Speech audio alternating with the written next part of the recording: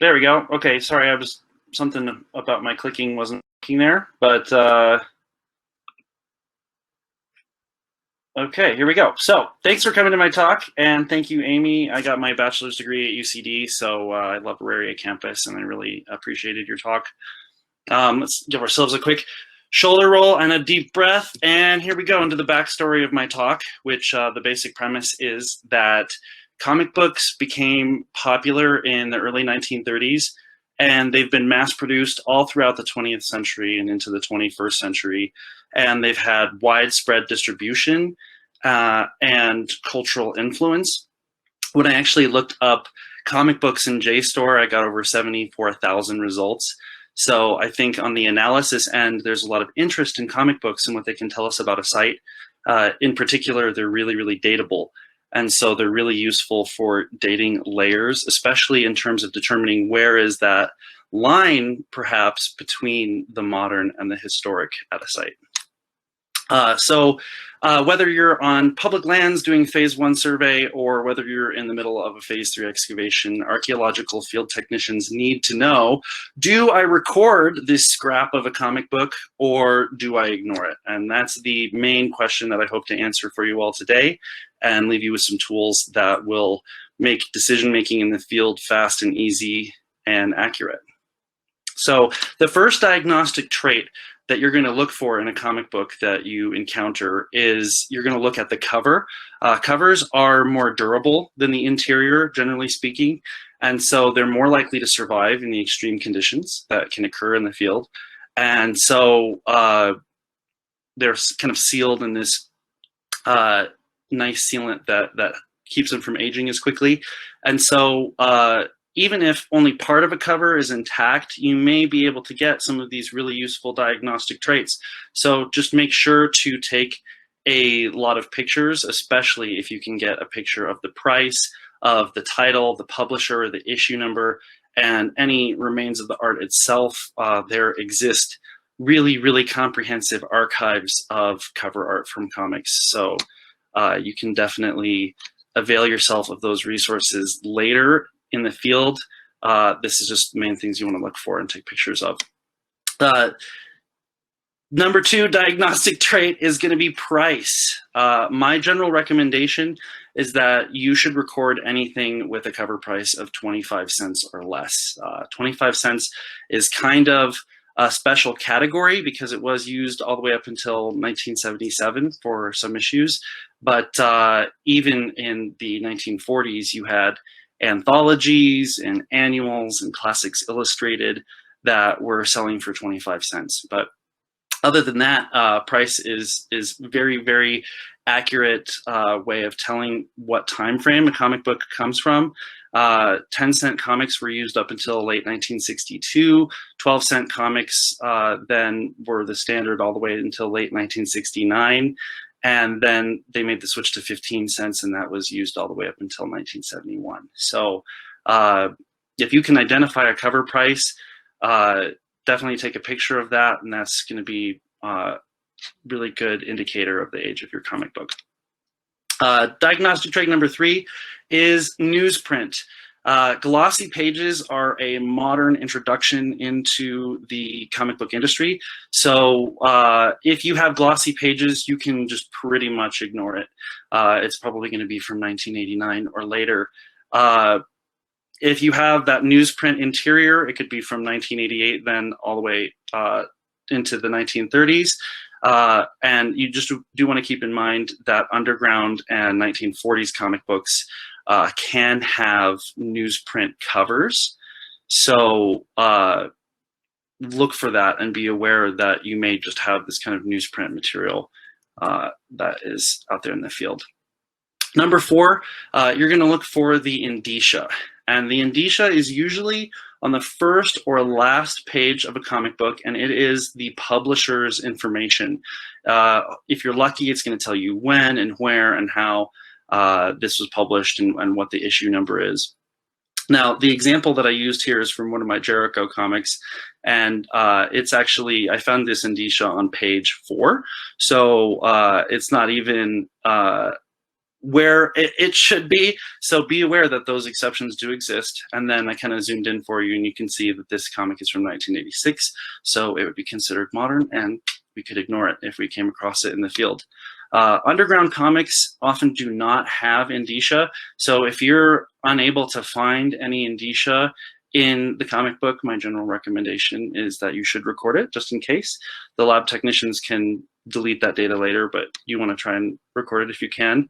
And I also want to give myself a big pat on the back for not making any indecent puns about this slide. Diagnostic trait number 5 is the taphonomy of the comic book. You're going to look at the general context in which you found this comic book, and you're going to ask yourself, what is the story of this comic book, and how did it get here? If you have context clues like it's out in the open, exposed to the elements, and it looks fairly pristine, then there's a really good chance that that's modern. But if you have something that is, let's say, hidden in a box in a hunter's blind that collapsed on top of it, you have pretty dry, cool, dark conditions, and you find something in there that looks really, really old, then that's probably a good indicator that that comic book has a long history. So this screen right here is my major takeaway that I hope you all will take a moment to screen capture and look at. And if you're at home petting your dog, just take 1 second to look at this screen and go on this journey with me. So basically, you can pull this up in the field at any time in the future. You have my full permission to avail yourself of this. And if you come in contact with a comic book, you start at the beginning and you look and you say, is the cover intact? And if indeed the cover is intact, you're going to look for your main diagnostic traits, especially the price. If the price is 25 cents or less, you should record it. If the price is more than 25 cents, don't bother recording it, at least not for our purposes. If you don't have a cover, or you have fragments that are all mixed and jumbled and semi-destroyed, when you look at these fragments, you're going to look and say, is this newsprint or is this a glossy interior? Because if it's a glossy interior, then you can ignore it and you don't have to worry about it anymore. But if you do have a newsprint interior, then you're going to try to look for an indicia. And if you can't find an indicia, then I think to be on the safe side, you should record it. If you can find an indicia, then you're going to look to see if there's a date in there. And in a vast majority of cases, you're going to be able to find a date, and that's going to be able to definitively answer for you, yes or no, should I record this or should I not record this? So some tips for how you're going to go ahead and record this. And I chose this picture of Bruce Wayne kind of pointing out aspects of the Batcave to us. You can see where he has a lab there, because for recording the comic book in the field, you want to ask yourself, what is the lab technician going to look at? What is the report writer going to look at?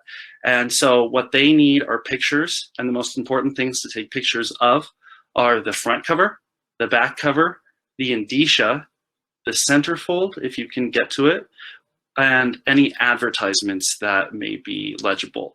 Advertisements actually have a great datable ability, and they're also a huge point of interest for the analysis. On the anthropological side, make sure you get some coordinates. Comic books add context to the material around them, especially in the case of stratigraphic layers. Comic books, because they're so datable, can give you really fine point of time on those stratigraphic layers. And similarly so, comic books can tell us a lot about the demographics of who were present at a site. And, on the one hand, that can be misleading because of the widespread distribution of comic books. For example, during World War II, they were mailed to GIs en masse, and the readership was very, very wide, beyond just little children.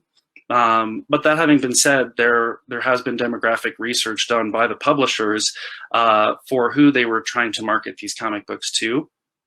And so, we may find out, for instance, that if we have 1950s romance comics, which indeed had a very restricted readership, then that could be really definitive as evidence for the presence of teenage girls at a site. So, really recording the spatial dimensions of comic books and how they relate to the rest of the site could be really important on the analysis end. And then lastly, especially if you're just doing phase 1, please take a second and jot down some notes on, is the cover intact? What can you see on the cover? What does it say?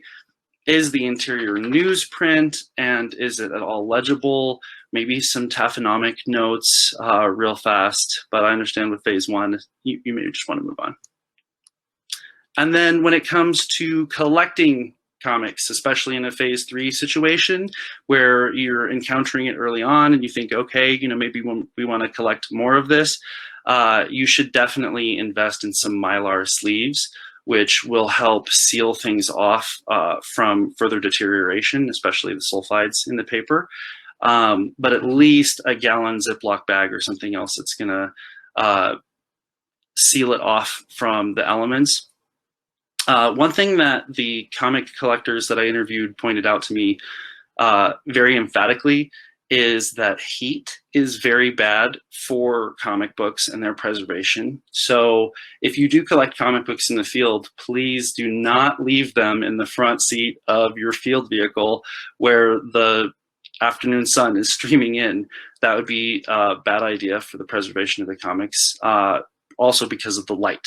You want to try and keep comic books dark and dry and cool. And then again, the Mylar sleeves help with this in providing structure, but there are other ways to be thoughtful about protecting the structure of comic books that you collect, such as slipping them inside of an envelope that is going to help support them.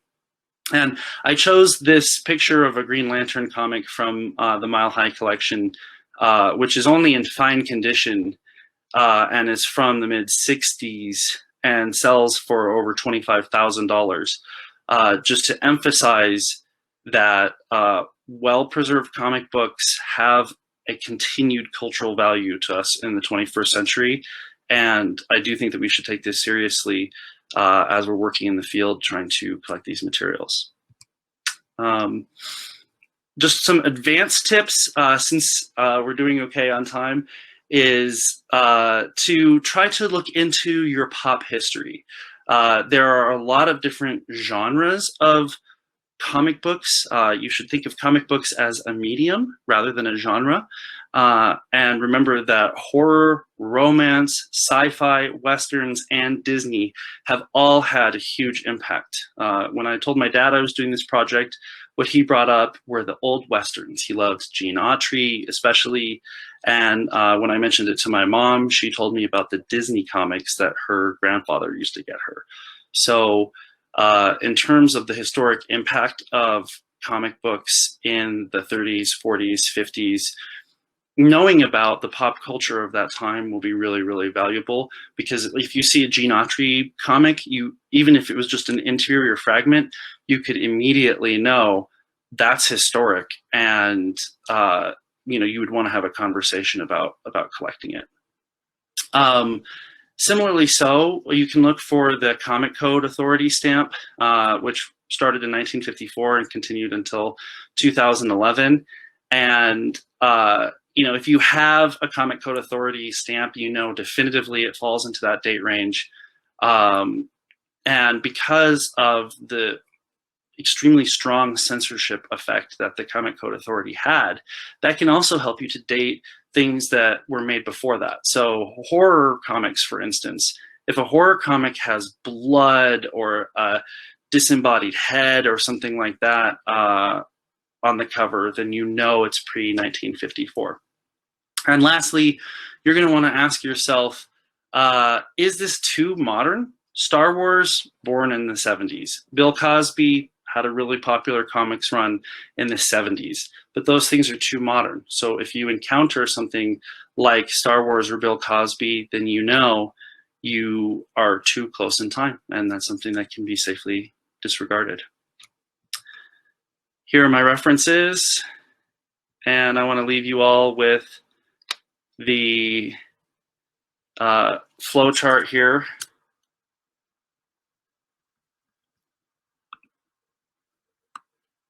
And thank you very much for coming to my talk. I'd love to answer some questions.